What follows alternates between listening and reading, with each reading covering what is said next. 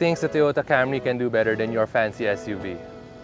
It's so much easier to get into than a big car. I don't even have to use these grab handles because of the low ride height. And when I open up the center console, you get the next best parts. Number 2, the camera has powered rear seats, so power reclining function for the passengers. And does your mid-size SUV, even the top trim, have something as cool as this? Motorized rear sunshade. If you want to find out what else the Camry has, then check out our review. This is the 2025 Toyota Camry V HEV. Alright, but first let's go back to the exterior of the Toyota Camry. So this is the hammerhead design front end. And as you can see, it's very sharp for a Toyota. I've seen this on a Toyota Prius abroad, but this is the first time it's making its debut here in the Philippines. So you have your sharp headlights with your Ls. A very slim intake here above the main matted out grille. It doesn't look EV, or it doesn't even look hybrid. In fact, it looks pretty sporty for a mid-size sedan, especially the shape of these cheeks on the front bumper. Green plate, of course, because this Camry, just like the previous look, is only hybrid and in one variant, the V grade. So underneath here, you have your 2.5-liter engine, one of the biggest Toyota offers. And overall, it is sharp on the front.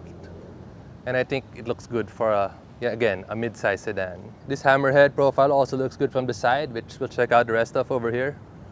So as you can see, this is a long car, longer than what you're used to because sedans like this are rare nowadays. 135 millimeters of ground clearance, making it easy to get into. You have 18-inch two-tone alloy wheels, very conservatively sized from Toyota. They could have gone with 19s or even 20s, but hey, 18s it is. Some chrome lining on the windowsills all around. It's not too gaudy. Thankfully, they didn't include it here. Some on the side mirror, but that's okay, by the turn signal and the 360-degree camera. On top, you have your panoramic moonroof, and it gives the top a blacked out look, even if it's not blacked out, against this pearl white colorway. You can also get it in gray or black. You can see here, the roofline is not so kinked, it's not so raked, which means good headroom for the people inside. Alright, moving on to the back. The taillights have the same split effect as the front end. Pretty attractive if you ask me. The Camry name gets upgraded to go across the tailgate in big bold letters. Thankfully, it looks pretty classy here. You have your HEV badge. No variant badge, but this is the V grade in case you were wondering. And the trunk takes a little shape of a ducktail spoiler. But no ducktail spoiler here because this is a classy car. Exhaust ports are hidden underneath this plain black, not even diffuser looking bumper. Shark's fin antenna, and if you open up the trunk, so much space, all your golf clubs and your fence golf clubs and your groceries. Underneath here, you have a full-size spare, even though this is a hybrid. And if you can see, it even has that classic little portal into the inside of the car from the trunk. Speaking of that, the inside is obviously the best part about owning a Camry. So let's check that out. Alright, so back here in the rear seat where we started this video, and it's super comfy. As you can see, even behind my own driving position, there is a lot of space in here. My shoulders as well, my arms, very supported by the wide door sills, huge center armrest. And this panoramic sunroof looks really good from here in the back. You have your privacy blinds, but also you have your 2 aircon vents here and 2 USB-C ports. Plus, you do have the center console here where you can change the modes of the infotainment, turn the radio on or off. As I mentioned, recline or decline your seats, move the sunshade, and change the temperature of the aircon. Plus, a very fancy opening cup holder. And yeah, this is the best seat in the house for a car like this. So if you're the type of buyer who isn't actually gonna drive the car and instead be driven around in it, there's really few things that can beat the comfort of a big sedan, a big old school sedan. But of course, we're interested in driving this as well. So I'll hop back into the driver's seat and let's check this out. And when you turn it on, it takes advantage of the power seats and memory settings. So it brings back the steering wheel and the seat to what it was last configured at. And when you turn the car off, it moves it all the way back for, again, an even easier time of getting out. But of course, let's turn it on for now because it's pretty quiet as a hybrid. So let's start right in front of me. I have my leather-wrapped steering wheel with some of the best feeling buttons that I've had the pleasure of pushing. The volume is a little toggle switch here. Everything is really dampened. Like, it doesn't feel clicky or cheap. Like, But aside from that, you do have paddle shifters back here and a full digital display. Very good resolution, very responsive. And even more than that, on the 12.3 infotainment system with wireless Apple, wireless Android, the usual stuff. It might not be the biggest touchscreen on the market today, but the response and the clarity, it feels like a 4K screen. Like, I love looking at my Spotify album art when this is on because it's just so crispy. It's like quality over quantity of size in that respect. Underneath that, you have your dual zone AC control with, again, really tactile buttons. And over that, you do have your controls for your ventilated seats. The vents, the design of the dashboard here is nothing fancy. It's pretty traditional as far as things are concerned. The inside, the color, the texture reminds me of a basketball. Yeah, Pinoy approved. Pinoys will love the interior of this car. It's our national sport. And then you do have a 9-speaker JBL system. The tunes are really good. Up here in the middle, a whole bunch of piano black on the center tunnel, unfortunately. You do have a wireless charger and 3 USB-C ports, 2 for charging, 1 for a wired connection. Eco Normal Sport underneath the CVT shifter, EV mode button, electric parking brake, auto hold. It's nice that they're all here and you don't have to fiddle through menus on the screen or in the infotainment to get those drive modes.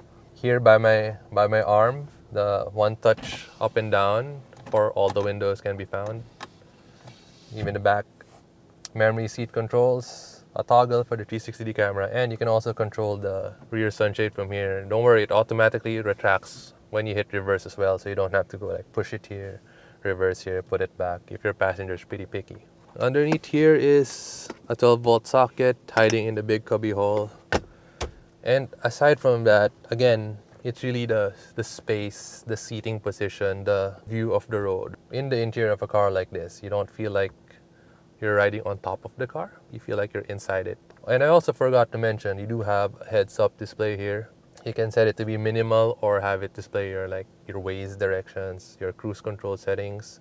And it's nice to have for the driver. It's nice to have something that only the driver gets. I really like having a heads-up display. I think it's one of an underrated ADAS features. So it's not autonomous braking or blind spot monitoring, but being able to take note of your speed or even upcoming turns without taking your eye off the road to even look down here or here is pretty good. So more HUDs for cars in 2026, please. So what are the cons though? Well, first of all, you might not like basketballs. This color and finish might be a bit contentious for you. And then it does lack a bit of high-end tech features for my tastes. Like, it doesn't have customizable ambient lighting. Maybe they'd consider stealing massage seats from those luxury China cars. No voice control except for what Apple or Android comes with. No self-parking.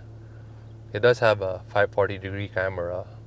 But then again, like, you might find that lacking for its price, which we'll talk about later on. And speaking of safety features and the performance and NVH and overall refinement, and most importantly, fuel economy, let's check out the rest of them in our drive. Behind the wheel of the 2025 Toyota Camry V HEV.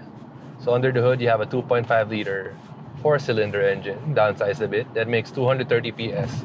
Combined between that and the electric motor, and torque from each source is around 200 for the engine, 220 for the electric motor. Toyota doesn't give a combined figure, but safe to say it's something potent because this car pulls.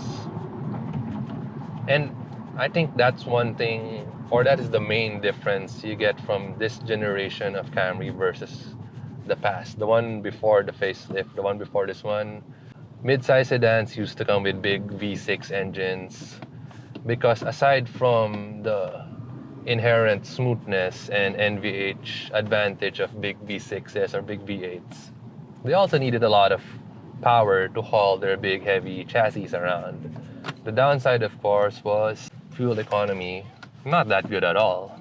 So we have those numbers, and Toyota's hybrid system really is a good example of mature technology. So you have your drive modes, you have the EV mode, but overall it's very unobtrusive. It's EV most of the time at slow speeds. Engine kicks in, higher speeds, assists on the highway. And I have never had to use these paddle shifters. There's no need because, again, it does the job very well. So as I mentioned, one upside of having a big engine before for cars like this was improved NVH, and at the same time as solving the fuel economy problem, going hybrid lets the Camry also have superior ride quality in terms of NVH. So when you start off the car, EV mode, silent start, you basically creep out of the garage with no sound. On the highway, no high revs unless you're really beating on it. City driving, most of the time you will be in EV mode. It's silent as well, vibrations are gone. And I feel a lot more of it here as a driver than the passenger, so that's something to note as well. When I took a ride in the back seat, a lot of the vibration, which is actually transmitted through the steering wheel, it's not a lot, but it is there. So you don't get that in the back, and it's even more comfortable. Less exciting to talk about, but also just as important, is the suspension, the steering. So this one, EPS, that's why we have lane centering and lane keeping. It's nicely weighted. I do find that it has a tendency to want to center itself quickly, it seems. But overall, it's communicative. And the 18-inch tires feel okay, road feel-wise. As for the suspension, of course, you have independent suspension all around. No torsion beam in the back, of course. And it soaks up bumps pretty nicely. And corners, pretty good as well. It's not too body rolly. And I think, again, if you compare this to an SUV, a lot of it simply comes down to not having a high ride height. So it still has pliance, because we don't want something too stiffly sprung. But again, since it doesn't have to account for 180 millimeters of ground clearance, you do lose a lot of the body roll that comes with that. But with this one, this HEV variant, the only one by the way, still no more NA Camry, no GRS super powered Camry unless Toyota wants to make one. So they've solved the fuel economy problem. On the highway, this can get around 24 kilometers per liter. I was using adaptive cruise control for a round trip of around 70 kilometers, S-Lex and start all way. In the city, right now it's reading 17.9. I saw it go as high up as 19 at some point, and you can keep track of that by looking at all the different eco mode trackers that this car has. So yeah, it is fuel efficient. Like, this is a mid-sized SUV and it makes compact car or even subcompact car numbers. So when it comes to safety, you have everything you need: lane departure alert, blind spot monitoring, pre-collision braking, parking sensors, rear cross traffic alert, parking support brake, automatic braking when you park. You have safe exit alert. It uses 360-degree cameras to tell if someone's coming up when you're about to dismount from the car. 540-degree camera with a view under the car, and airbags all around. ISOFIX, ABS, electronic brake force distribution, the works. Very safe. Toyota Safety Sense in full. It's a pretty good system, and we don't really find it lacking in any way. So we're sure you will be satisfied with its performance. All right, now let's talk about the price. The Toyota Camry V grade, the only model available, hybrid only, comes in at $2,657,000. And we can't really compare that to its competitors because basically they're all dead. The Accord is gone, the Galant has been gone longer. The Altima, Zafiro, what Nissan used to have, is also gone. Even the Mazda 6 is only a wagon now, so it's not even a fair fight. So what can we compare that 2.6 million price tag to? Well, for starters, it's around 300 grand more than a Toyota RAV4 with the same engine, 2.5, same hybrid system, but a bit less power. And a bit smaller size, even if it's an SUV. It's right around the price of a GRS 4x4 Fortuner. You know, the super popular choice for a first, second car, family car. Or if you're into it, it's also right around the price of a GR86. So do I get a big SUV, a sports car, or a comfy sedan? So back in the day, the Camry was the aspirational choice. You would start off with your Corolla, no Wigos back then. And then you think, one day when I make enough money, when I get promoted, I'm gonna buy a Camry, I'm gonna level up. And I think we should apply the same mindset today.